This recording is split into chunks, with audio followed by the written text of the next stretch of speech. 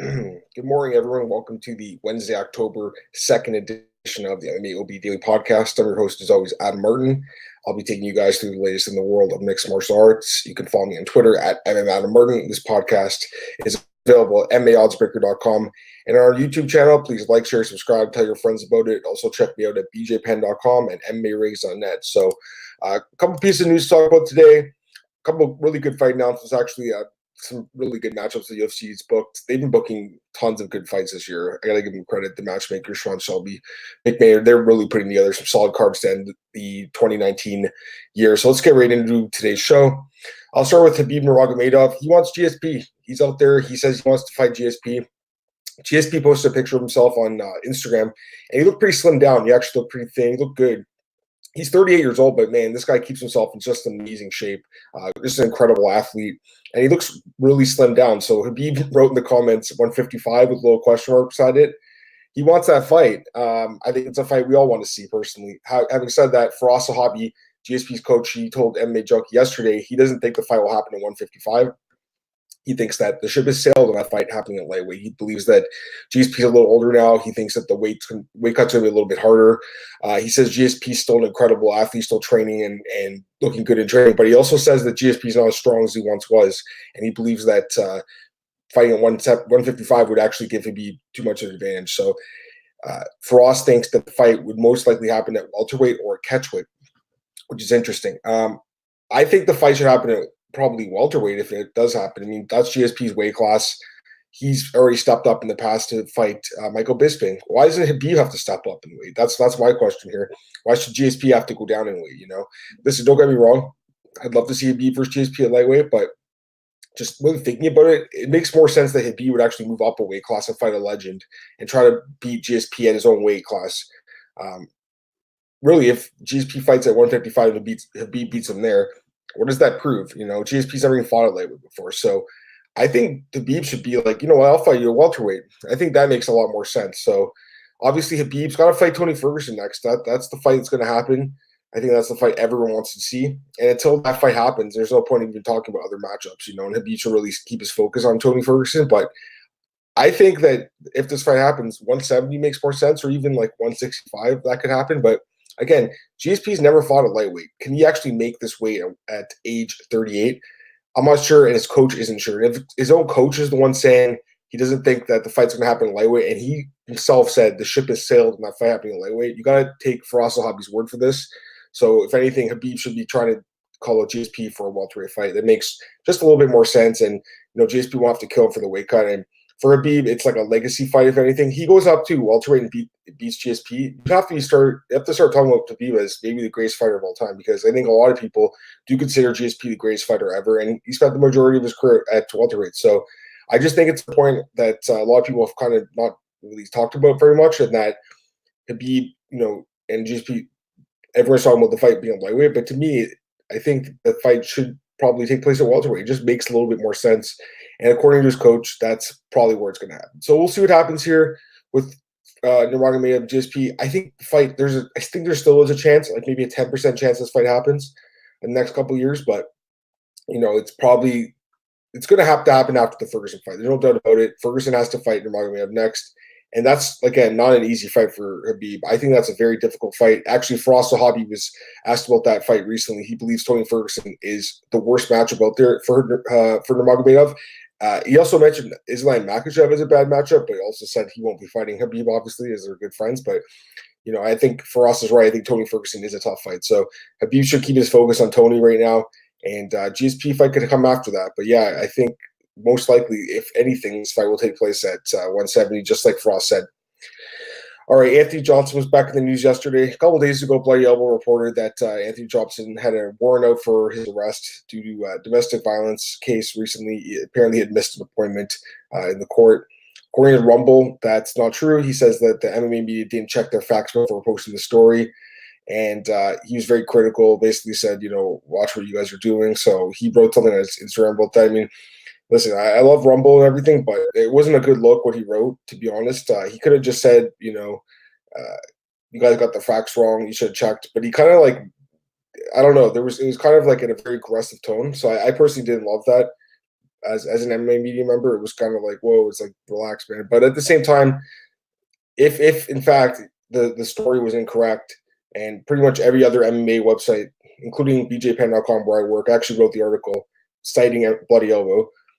If every other MMA website's taking that story and using it and it's wrong, then I can see why Rumble's pissed. So I get it, but I just feel like his tone was a little bit too aggressive in that message towards the media. So, it's one of those things, right? I think Rumble right now should just really focus on his personal life. He's got a lot going on, obviously, there. But as far as a fighter, and I talked about him yesterday, the guy is an incredible talent. And I personally would love to see him back in the cage. So hopefully he can get that stuff settled in his personal life.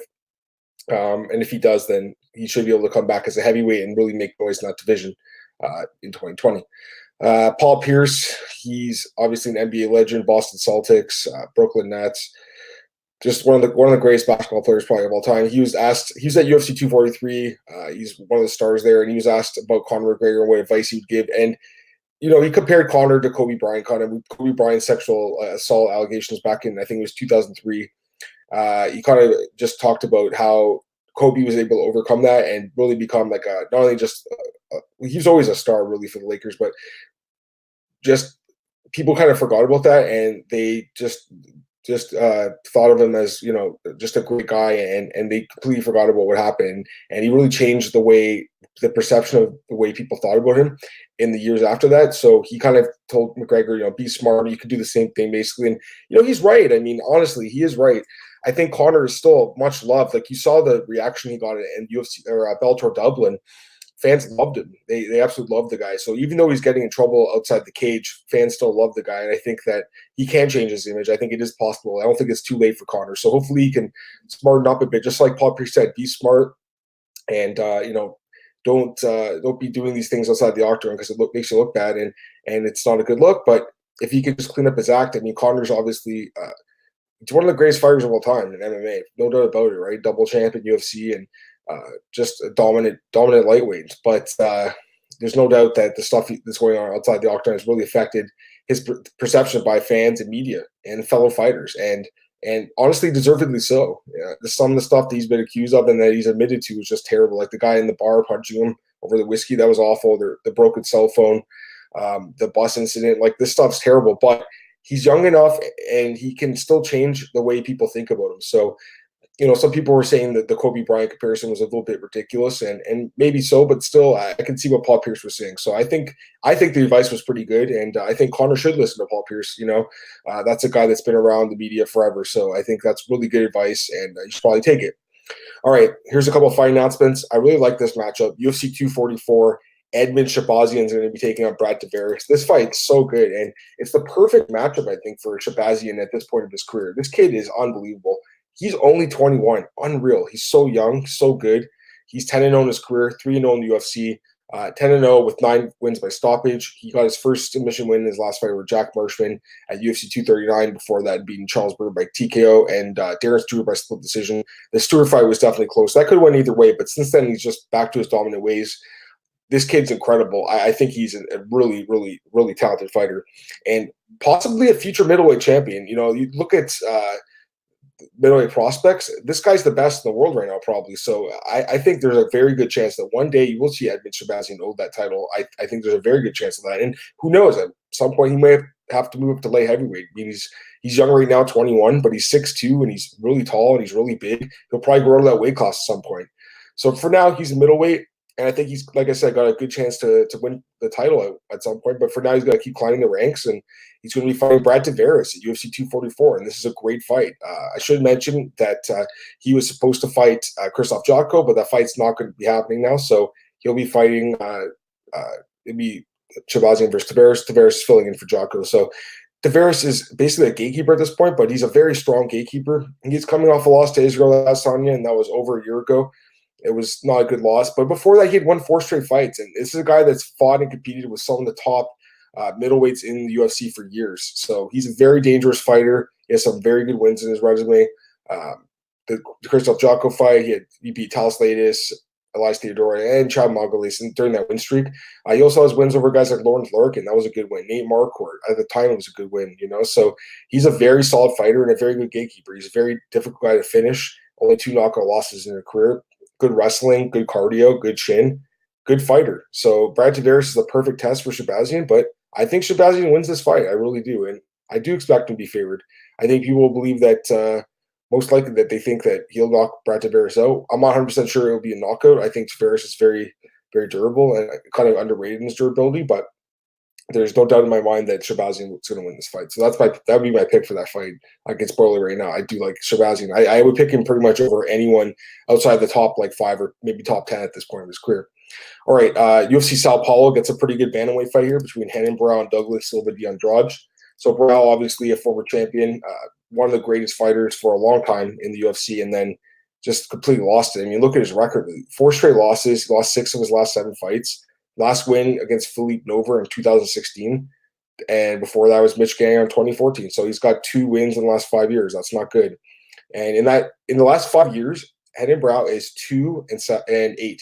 2-7. So that is not a good record, and it could be 2-8 after this because this is not an easy fight against Douglas Silva de Andrade. Douglas Silva de Andrade is a very underrated fighter in the UFC bantamweight division. He's a very good fighter.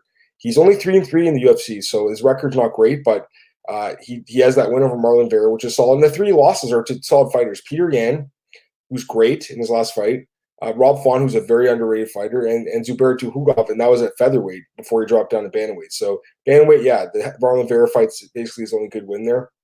His other wins over Cody Gibson and Henry Briones, but still, this guy's solid, and I think he's a very dangerous fighter. So 34 years old, is a little bit older, but Renan Barão's 32, and at this point of his career, I think he's a lot older than his age is. Like taking a lot of damage, coming off a knockout loss to Luke Sanders. That was just a terrible fight for him. I've been fading Barão for a few years now, and I'm going to fade him again here. So I would definitely lean towards De Andrade. I just don't think you could pick Renan Barão against anyone with any sort of knockout power, or any sort of talent. And I think that De Andrade is actually a pretty good fighter that I don't think gets talked about much in that division, but I think he's pretty solid. And last fight to talk about here, Jeff Hughes will be fighting Raphael Pessoa at UFC Singapore. So the UFC did not opt to do that rematch with Todd Duffy. So that's interesting to me. I don't know if they're going to cut Todd Duffy after that eye poke. There was controversy. Obviously, a lot of fans thought he quit the fight. I'm not going to go here and say that because I really don't know how he felt, but it looks like, maybe they might cut him. I mean, that's kind of how I'm feeling it, unless his eye is injured, and that's why he can't take this fight, because why else wouldn't they do the rematch, right? Like, it's kind of weird. So anyways, Jeff Hughes, he needs to win this fight, though. I mean, he lost to Maurice Green in his debut by split decision, and then had that no contest with Duffy. Now he takes on Pessoa, who only has 1 fight in the UFC.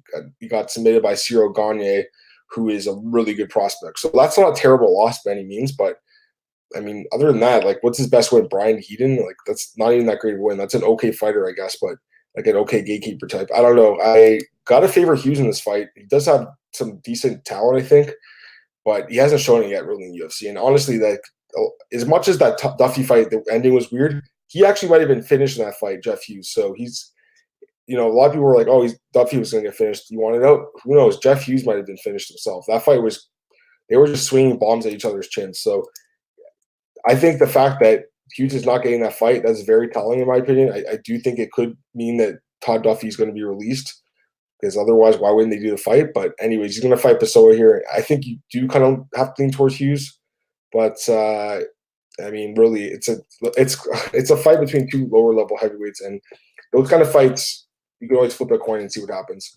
What else here? So that's pretty much it for the news and stuff. I want to mention that myself and Cole Sheldon, we broke down UFC 243 yesterday. We did all the fights in the card, all 11 fights. So I think this card, it's not a pay-per-view caliber card in my opinion, but there are some decent fights on the prelims. So, like, the more you broke it down, there were some fights that I'm looking forward to, like Patolo Potter, that should be good, and Ackman Matthews. So there's some okay fights, but for pay-per-view, I mean, it's kind of on the weaker side, no doubt about it, but still, I'll be watching that. I'm sure every MMA fan will be watching, because the main event's an incredible matchup between Adesanya and Whitaker. So it should be a great fight. Again, broke it down yesterday. Go check it out. Bellator 229 takes place this Friday. We were only briefly able to talk about that card. We had so much else to talk about. I will be breaking out that card myself, though. It looks like there are odds kind of trickling out now. The odds for the Goiti Yamauchi and Sato Wad fight have trickled out at some of the sports books, so that's good. Hopefully, I'll be able to break that whole card down in its entirety tomorrow. But if not, I'll be doing it Friday. I think I'm going to try to do it tomorrow, though, get it out of the way, because it's actually a West Coast card. It will be taking place a little bit earlier on Friday. And I should mention that it was pretty funny. Nolan King, you posted the bout order, and it's so weird. It's like, okay, so you have 2 prelim fights, 4 main card fights, and you have 7 post-lim fights. Very strange. I get it. It's in California, and they want to have the card at a reasonable time so people can get the arena and stuff. But still, it's kind of weird how it's like 2 prelims, 4 main card, and then 7 post-lims, which you can still watch in the zone. So that's a little strange. I noticed they've been doing that a lot lately. Bellator's always been known for their post-lims, but even the card the other night, I watched the main event, and then like 5 minutes later, they were showing post-lims, which I thought was a little different. But at least they're on the zone to watch if you want to watch them. So that's a good thing. Let me just double check, see if I missed anything here. I think I got everything I want to talk about, though. Yeah, that's pretty much it, guys. So I appreciate you tuning in once again to this episode of the MMAOB Daily podcast. And I'll be back tomorrow, like I said, breaking down probably Bellator 229. If not, if there's some crazy news, I'll just be talking about that instead. But yeah, most likely I'll break it down tomorrow. Hopefully the odds come out today, crossing my fingers. Seems like the Bellator odds, like I've said the other day, are coming out a little bit sooner than they have been in the past, but still, they're not coming out as soon as the UFC card. Like, if you look at the UFC, they already have the odds out for the Tampa Bay card. They're out already, so that's great, but it'd be nice to see the Bellator full odds come out a little bit sooner. Anyways, guys, follow me on Twitter at MMAOB. This podcast, as always, is available at MMAOddsbreaker.com. Go to our YouTube channel, like, share, subscribe, tell your friends about it. Check me out at bjpenn.com, MMARings.net. Thanks, guys, for tuning in today. I'll be back tomorrow for the Thursday edition. And check out yesterday's podcast with myself and Cole Shelton, breaking down UFC 243. Have a good one, guys. I'll see you later. Bye.